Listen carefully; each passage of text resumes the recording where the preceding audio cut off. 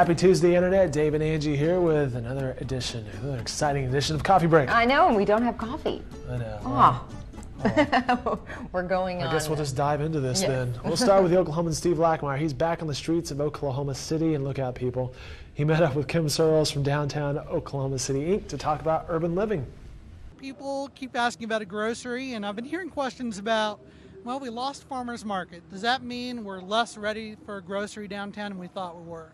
Well, you know, the grocery store question always comes up, and if you look at Dallas and their grocery store that's been heavily subsidized, and it is just now in the black. OSU OKC Farmers Market has moved to a new location. You can now buy your locally grown produce and baked goods near 63rd and Western.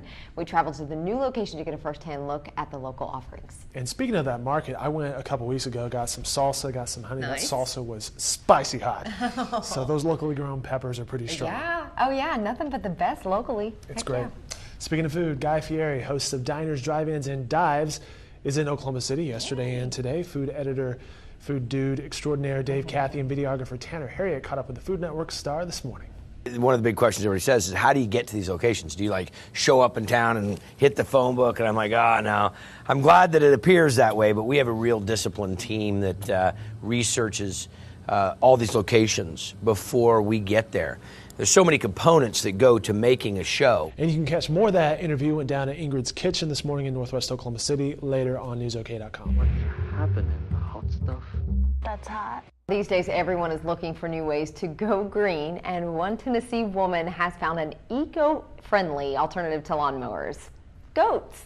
It's Karen Wardman. She's renting her goats to people who want to trim everything from a backyard to a large field. That's a good idea. The worse it looks, the better it is for the goats. They like that. Now, not only are they a great solution for lawn mowing, but they are cheap. You can rent the goats for just $1 a day. That's not bad. I have no comment to It's good this.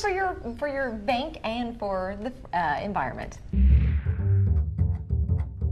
Cool beans. George Lang and Tanner Harriet are preparing for another edition of Static. That's right. You can watch the interview and performance with, yes, none other than Dr. Pants later this week on NewsOK.com. Be a good performance, Yeah, huh? next will be Mr. Slacks and, okay.